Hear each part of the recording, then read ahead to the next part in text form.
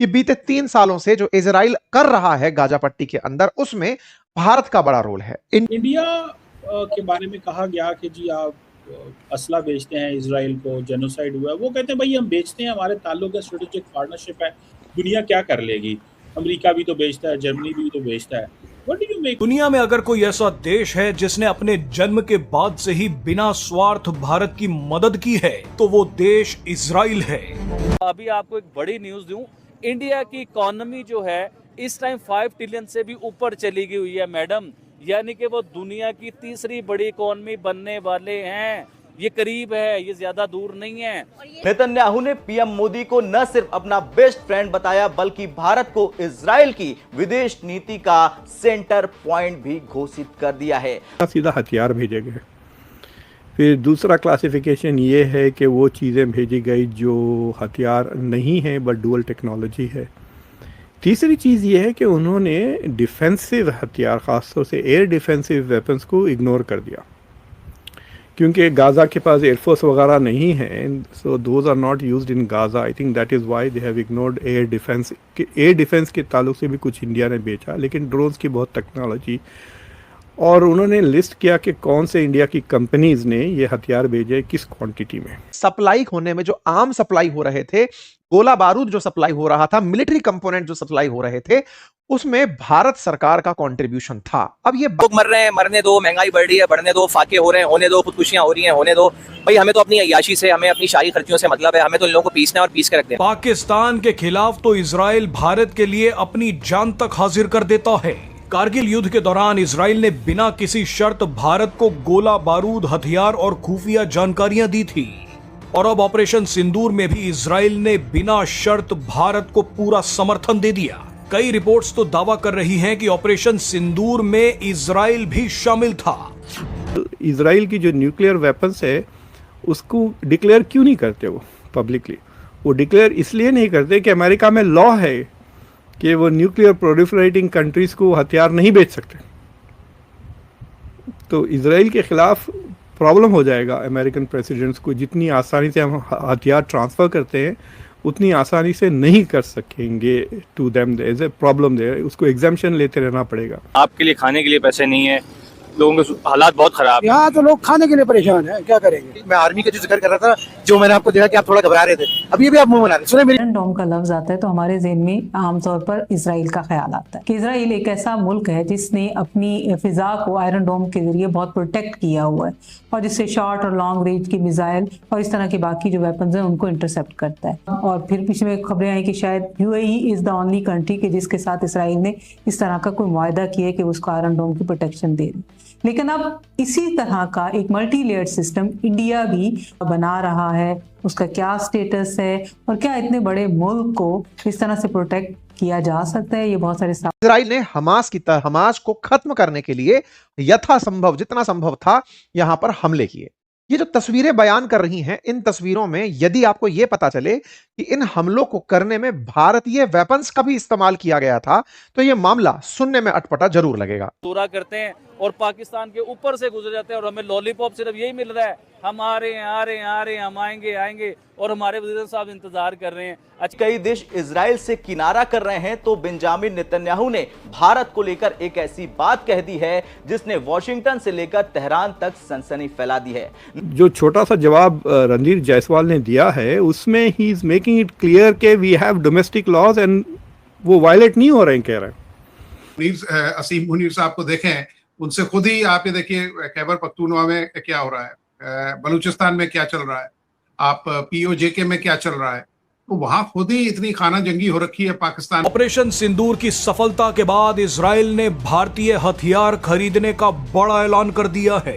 Israel ने एक भारतीय डिफेंस कंपनी से यूनिवर्सल रॉकेट लॉन्चर मांगे हैं। भारत की ये कंपनी जिस तरह के यूनिवर्सल रॉकेट लॉन्चर बना रही है वो दुनिया भर में मिलने वाले रॉकेट लॉन्चर से कई गुना ज्यादा बेहतर है। पाकिस्तान ड्रोन्स में हेवीली इन्वेस्ट करता है और फिर ड्रोन्स ऐसे बनते हैं कि जो उनको डॉज देने में कामयाब हो जाते हैं। चाइना के जो लैपटॉप थे वो इंडिया ने, भारत ने उसे बैन किया इस बेस को लेके कि हम लोग अपना ही प्रोडक्ट बनाएं। इजराइल ने एक झटके में अमेरिका के पूरे एजेंडे को चकनाचूर कर दिया। इजराइल अपने दुश्मनों को खत्म करने के लिए भारत से रॉकेट खरीद रहा है। मजे की बात देखिए कि इजराइल अपने जिन दुश्मनों को खत्म करना चाहता है उनमें से एक दुश्मन तो डोनाल्ड ट्रंप के साथ हाथ मिला रहा है। इजराइल बोल नहीं रहा, लेकिन इस तस्वीर ने उसे अंदर तक झकझोर कर रख दिया है। इजराइल को उम्मीद नहीं थी कि अमेरिका उसे इतना बड़ा धोखा देगा। हमारे पे अमेरिका ने अटैक किया तो हम आप लोगों के ऊपर ये ठिकाने जो है उसको हम टारगेट करेंगे।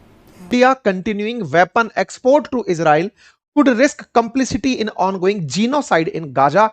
इस तरह का इन्वेस्टिगेशन एमनेस्टी इंटरनेशनल ने कल के दिन प्रकाशित किया। बहुत ज्यादा कह लें कि हमेशा कॉन्ट्रडिक्टरी कंट्री रही हैं और इनके दरमियान सुलह करवाने की बात तो मलेशिया भी कर चुका है। उन्होंने कहा है कि सार्क को दोबारा से कंटिन्यू करना चाहिए है, क्योंकि अगर इंडिया शामिल होता है तो ज़ाहिर सी बात है पाकिस्तान और इंडिया के जो ताल्लुकात हैं वो भी बेहतर होंगे। तो क्या 30 साल इन लोगों ने बारियां लगाई है ना अपनी, 30 सालों में क्या किया, 40 सालों के अंदर 50 सालों में क्या किया इन्होंने? कुछ भी नहीं किया।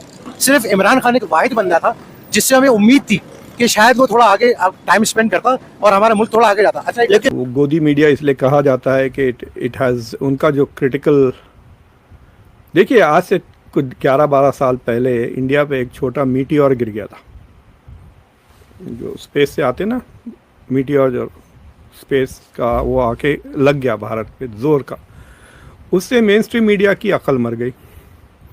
सो now we have a brain dead mainstream media, जिसका एक ही मकसद होता है कि मोदी की तारीफ़ करें, जितना गवर्नमेंट से पैसा ले सकें, ऐड ले सकें, और डर के मारे वो बैठे हुए हैं। अगर वो कुछ भी सीरियस बात कर लें तो उनके घर ईडी आ जाएगी या इनकम टैक्स का रेड हो जाएगा, इस तरह की चीज़ें होती हैं।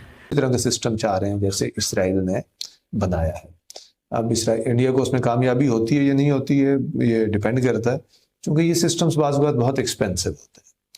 तो और आपकी बात ठीक है कि इसराइल तो एक छोटा मुल्क है और उसके पीछे अमेरिका जैसी सुपर पावर रही है, तो वो खर्चा भी कर सकते थे। अमेरिका की उसको आज भी एड वगैरह मिलती है, वो ख़ुद भी उनकी इकॉनमी बड़ी अच्छी है। उनकी इसराइल की आप पर कैपिटा इनकम देखें तो वो तो कोई मेरे ख्याल में $50,000 के लगभग है, शायद उससे भी ज़्यादा हो। अब उसी तरह का सिस्टम जो इसराइल ने बनाया है, जो छोटे एरिया को प्रोटेक्ट करने के लिए है और वो इफ़ेक्टिव भी है, तो क्या इंडिया उसकी एग्जैक्ट कॉपी कर सकता है? वो तो मुझे लगता है बहुत मुश्किल होगा। टाइगर बन चुका है, बनेगा नहीं या बनने वाला नहीं है, वो एशियन टाइगर बन चुका है। अच्छा, एशियन तरफ हमास और हिजबुल्लाह के साथ जंग जारी है, दूसरी तरफ ईरान के साथ सीधा टकराव है।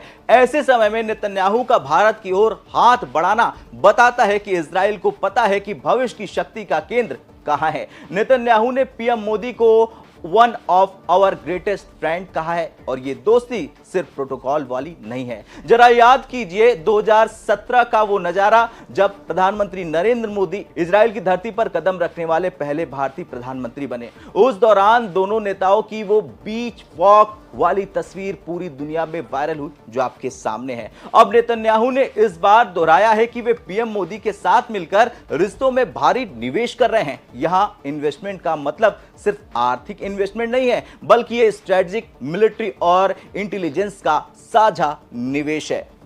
इजराइल के प्रधानमंत्री बेंजामिन नेतन्याहू ने एक बार फिर भारत और प्रधानमंत्री नरेंद्र मोदी की खुलकर तारीफ की है। उन्होंने कहा कि भारत और इजराइल का रिश्ता सिर्फ दो देशों के बीच का संबंध नहीं, बल्कि भरोसे, साझेदारी और साझा हितों पर आधारित एक मजबूत दोस्ती है।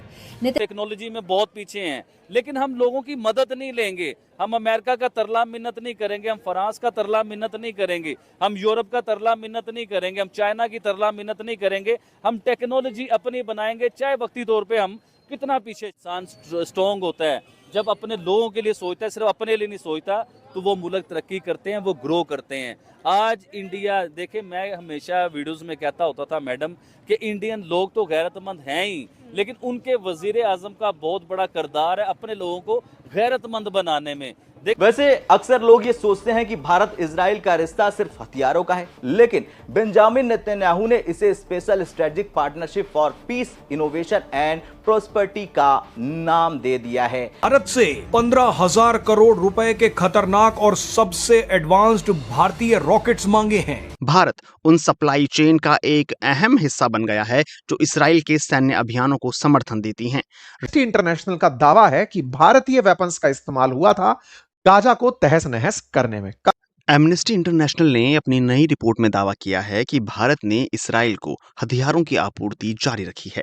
संस्था का कहना है कि ये जोखिम साफ तौर पर मौजूद था कि इन हथियारों का इस्तेमाल कब्जे वाले गजा पट्टी में फलस्तीनी लोगों के खिलाफ जारी कथित जनसंहार में किया जा सकता है।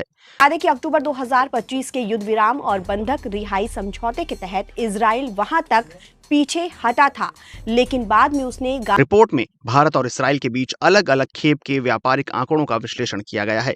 इसी के आधार पर दावा किया गया है कि भारत में बने हथियार, गोला बारूद, पुर्जे और अन्य सामान उन बड़ी इस्राइली कंपनियों को भेजे गए जो इस्राइली सेना की सप्लायर हैं। इस रिपोर्ट में भारत सरकार के स्वामित्व और नियंत्रण वाली कुछ कंपनियों की भी पहचान की गई है। एमनेस्टी इंटरनेशनल की महासचिव एग्नेस कैलामार्ड ने कहा, हमारी जांच से पता चलता है कि गजा में कथित जनसंहार को लेकर दुनिया भर में लगातार सामने आ रही तस्वीरों के बावजूद भारत ने इस्राइली सेना और रक्षा क्षेत्र का समर्थन जारी रखा। गजा पर अपना कंट्रोल 53% से बढ़ाकर 60% से ज्यादा हिस्से पर कर लिया। So friends, recently international media में एक आर्टिकल पब्लिश हुआ है कि गाजा में इजराइल और हमास के बीच जो लड़ाई हो रहा है उसमें इंडिया इजराइल को भरपूर सपोर्ट कर रहा है। इस बात को लेकर कमर चीमा सह बहुत सारे पाकिस्तानी जर्नलिस्ट और मीडिया इंडिया का आलोचना कर रहा है। BBN, CNN, अल जजीरा जैसे बहुत सारे बड़े इंटरनेशनल मीडिया इसको कवर कर रहा है। आर्टिकल में ये बोला जा रहा है कि इंडिया लगातार इजराइल को हथियार, आर्म्स, गोला बारूद ये सब सप्लाई कर रहा है। क्यों ना करे भाई, जब इंडिया के पास कोई नहीं था तो इजराइल इंडिया के पास खड़ा था। अब इंडिया भी इजराइल को सपोर्ट कर रहा है। इस बात को लेकर इंडियन गवर्नमेंट ने ये बोला है हम कोई गलत काम नहीं कर रहा है। जो भी हथियार हम लोग सप्लाई कर रहा है वो इंटरनेशनल आर्म्स डील के रूल्स के मुताबिक। सो हमें मत ज्ञान दीजिए, हम जो कर रहे हैं रूल्स के अंदर रहकर ही कर रहा है। अगर आपको ये जानकारी पसंद आई तो ऐसे ही मस्त और दिलचस्प के लिए मेरे चैनल को अभी सब्सक्राइब कीजिए और हाँ, बेल आइकन को दबाना मत भूलना ताकि हर नया अपडेट सबसे पहले आप तक पहुंचे।